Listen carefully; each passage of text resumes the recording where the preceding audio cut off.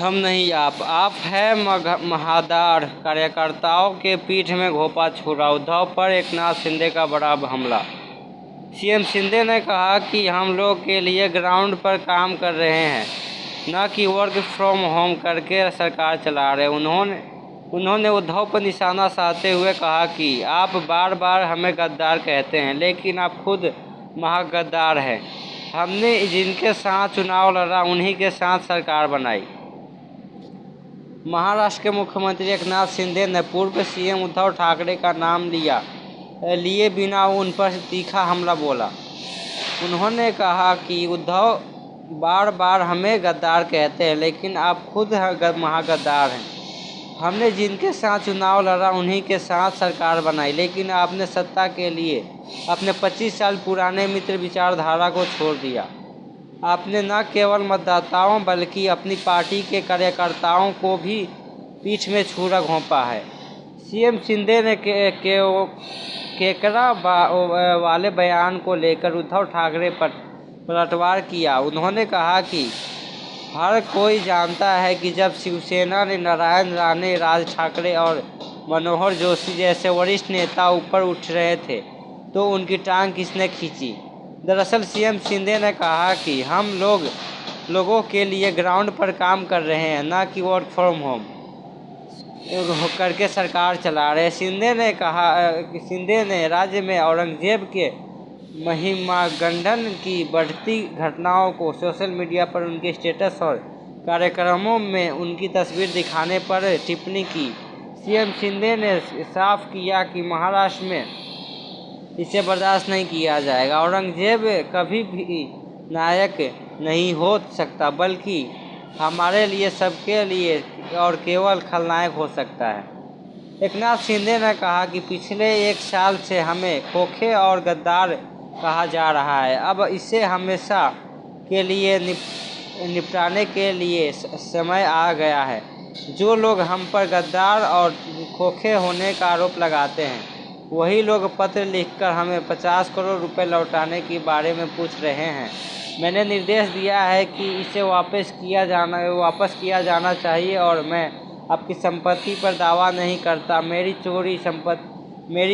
मेरी संपत्ति बाला साहब ठाकरे की विचारधारा और उन्होंने कहा कि यह पता लगाने का समय आ गया है महाराष्ट्र का महागद्दार कौन है। शिंदे ने कहा कि कोविड के दौरान की गई अनियमितताओं को नज़रअंदाज नहीं किया जाएगा और दोषियों को दंडित किया जाएगा। प्रवर्तन निदेशालय की इस बात की जांच कर रहा है कि पुराने ऑक्सीजन प्लांट का उपयोग कैसे किया गया, जिसके कारण मरीजों की आंख चली गई फंगस संक्रमण के कारण, और बॉडी बैग जिसकी कीमत 300 रुपये थी उसे 6000 रुपये में बेचा गया।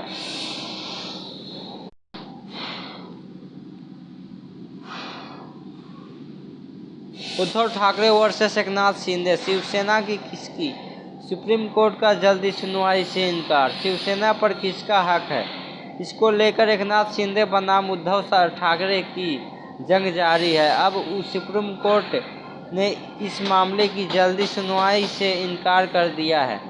आर्टिकल 370 पर संविधान पीठ की सुनवाई शुरू हो रही है।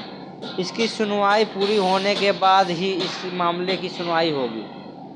महाराष्ट्र में उद्धव शिवसेना बनाम शिंदे शिवसेना मामला, यानी असली शिवसेना किसकी है, इसके नाम और चुनाव चिन्ह के मुद्दे पर सुप्रीम कोर्ट फिलहाल शीघ्र सुनवाई करने के मूड में नहीं दिख रहा।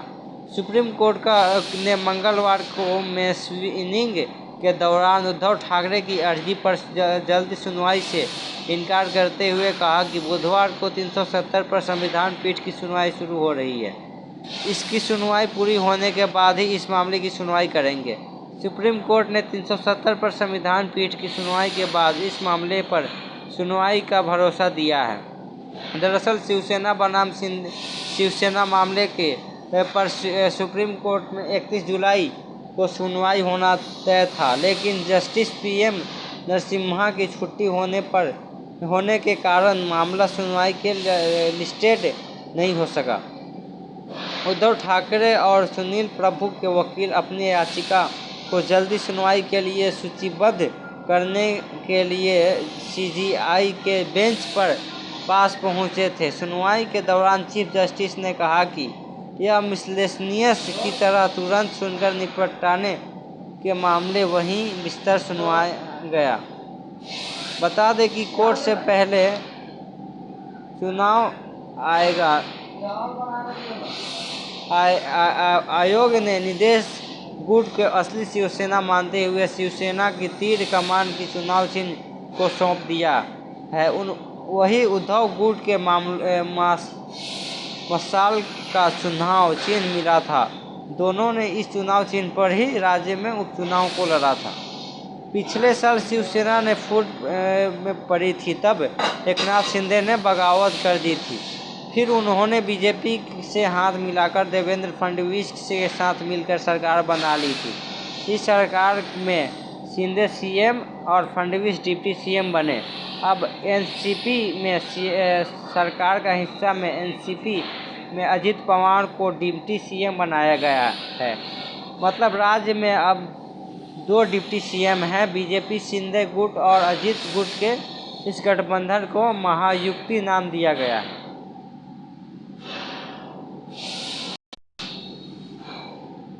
आज नहीं तो कल सच्चाई की जीत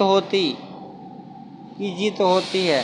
सजा पर रोक के बाद राहुल गांधी का पहला बयान। मोदी सरनेम केस के सुप्रीम कोर्ट में सजा पर रोक के बाद राहुल गांधी का पहला बयान सामने आया है। उन्होंने कहा कि सच्चाई की जीत तब तो होनी ही थी। वहीं कांग्रेस अध्यक्ष मल्लिकार्जुन खड़गे ने कहा कि आज बड़ा खुशी का दिन है, सत्यमेव जयते, सत्य की जीत हो गई, डेमोक्रेसी की जीत हो गई।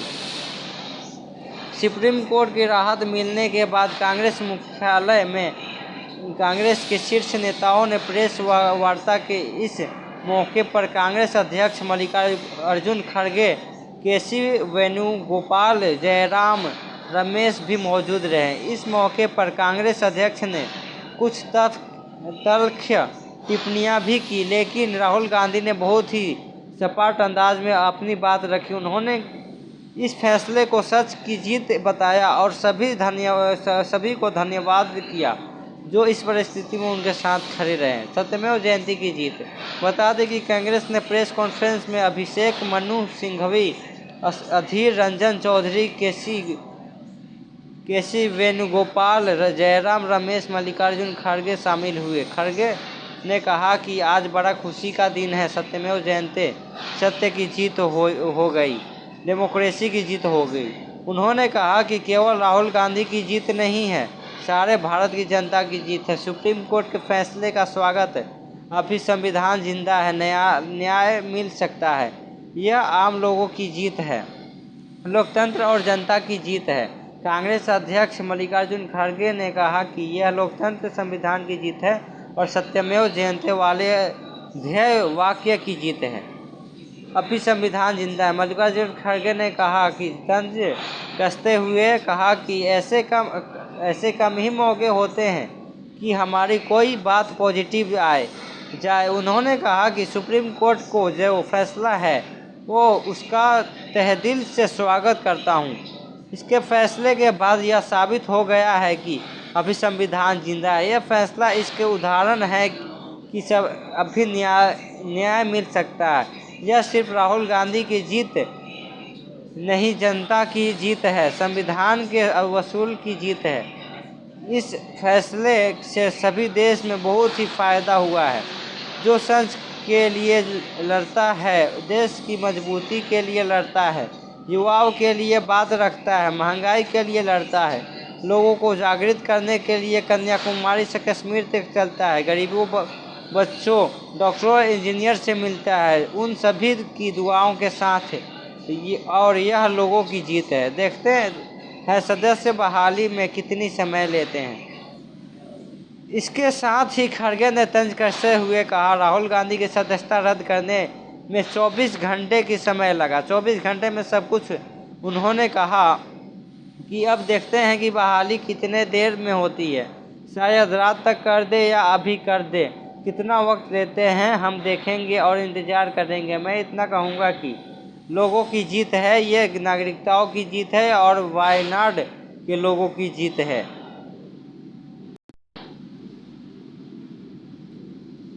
राहुल गांधी संक्षिप्त में अपनी बात रखा। राहुल गांधी खड़गे ने संबोधन के बाद राहुल गांधी ने अपने बहुत ही संक्षिप्त में अपनी बात रखी। उन्होंने कम शब्दों में सिर्फ इतना ही कहा कि आज तो नहीं, कल नहीं, परसों सच की जीत होती है। जो भी हो, मेरा रास्ता क्लियर है, मेरा क्या काम और मुझे करना है उसके लिए मेरे दिमाग में क्लियरिटी है। इसके साथ ही जनता से सपोर्ट का बहुत बहुत धन्यवाद करता हूं कि बात समाप्त कहते हुए अपनी बात समाप्त की। अभिषेक मनु सिंघवी ने दिए सवालों को जवाब। प्रेस वार्ता में राहुल गांधी के बोलने के बाद अभिषेक मनु सिंघवी ने पत्रकारों के सवालों को जवाब दिए। उन्होंने कहा, लगभग 13 करोड़ लोगों की समुदाय है। राहुल गांधी ने अपने जो बात कही थी उसमें कोई भी मानहानि डाल सकते हैं।